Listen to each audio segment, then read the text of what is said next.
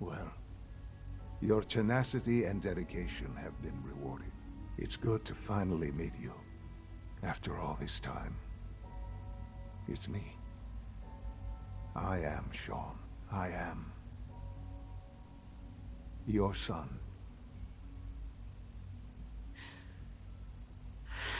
It's really you.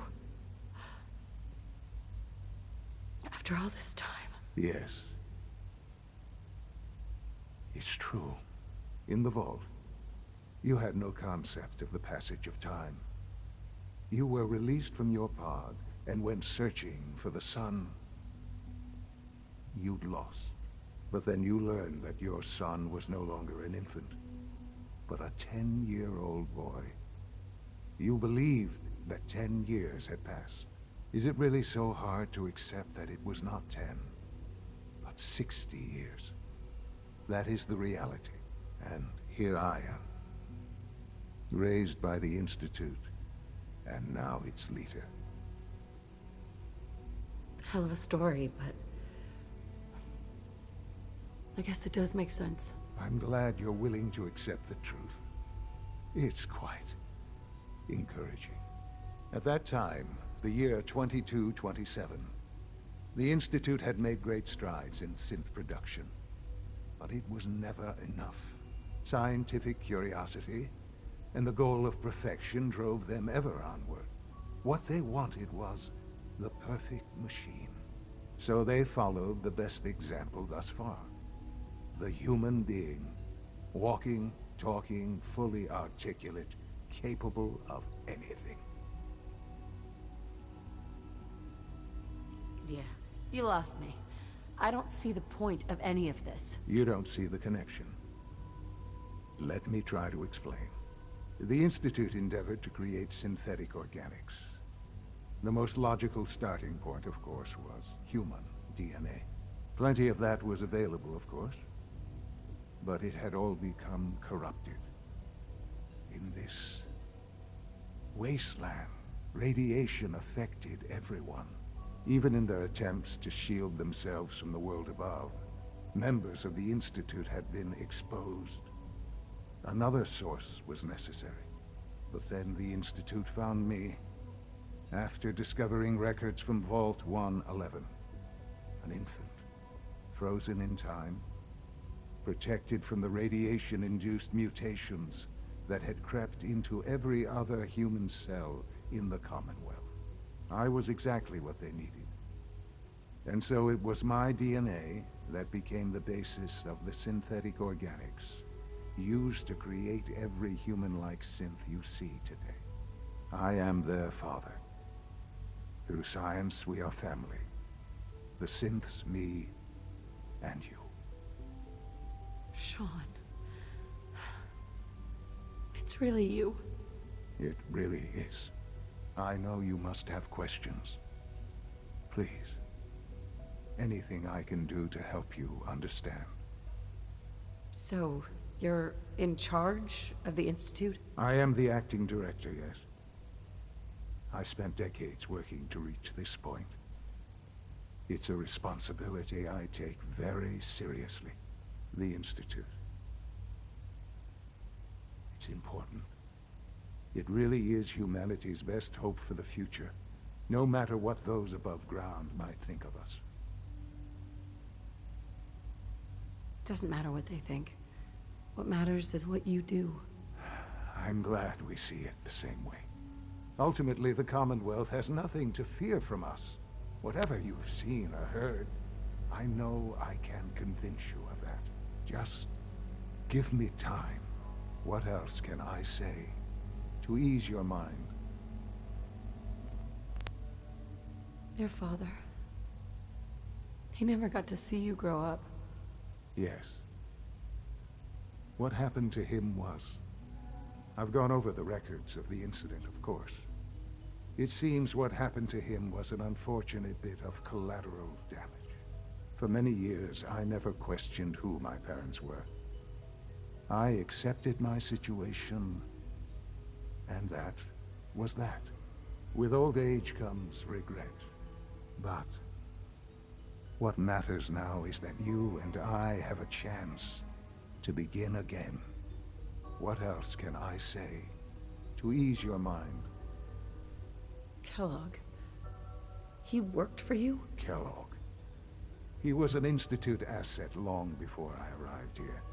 It wasn't until I became director that I learned of all the things he'd done. What kind of man he was. You knew the man was a psychopath, but you used him anyway? I don't expect you to understand or agree with the decision. The Institute took advantage of Kellogg's vicious nature. I will freely admit that. Institute technology prolonged his life, and his usefulness far beyond any normal human lifespan. He never failed the Institute, but his cruelty became more apparent with every completed objective. I won't lie. It's no coincidence your path crossed his. It seemed a fitting way to allow you, us, to have some amount of revenge. I know there's more for us to discuss, but the Institute is on the verge of some important breakthroughs. Your presence would be appreciated as we approach them. I've been a part of something amazing here.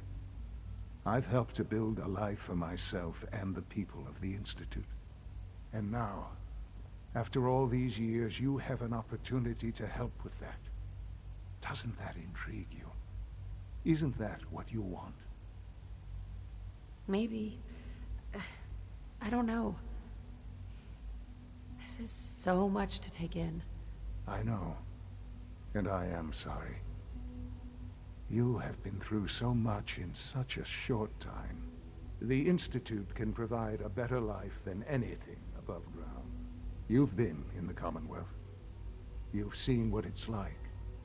I assure you that you are better off with us. I don't know what to do. I realize that. It's why I'm trying to help you. I hope that you can see that rationally. The Institute is the only thing left in the world that is worth being part of. I simply ask that you give the Institute, me, a chance. A chance to show you what I've been telling you. We really do have humanity's best interest at heart. Will you take that chance? Are you sure you want this? Yes, I am. It would benefit us both to work together. I'm sorry. I can't do that. I'm sorry to hear that. I had certainly hoped we could work together. But every man must make his own decisions.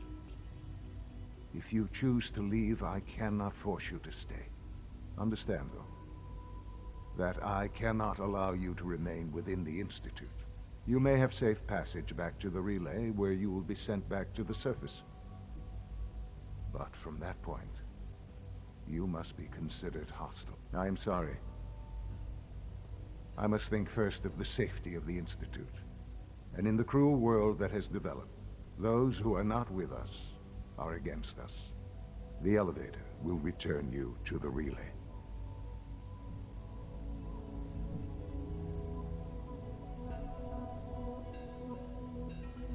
Shaun, can we talk about this? Have you reconsidered your decision? I'm sorry. I'm not interested. That's a shame. I had hoped for so much more.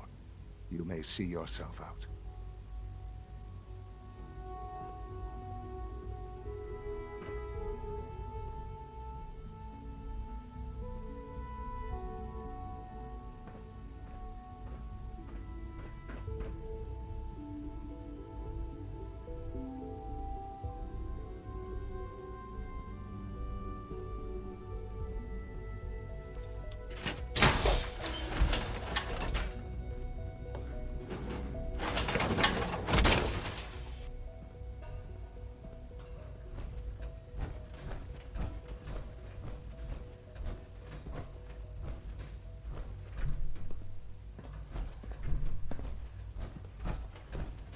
Shaun, can we talk about this? Have you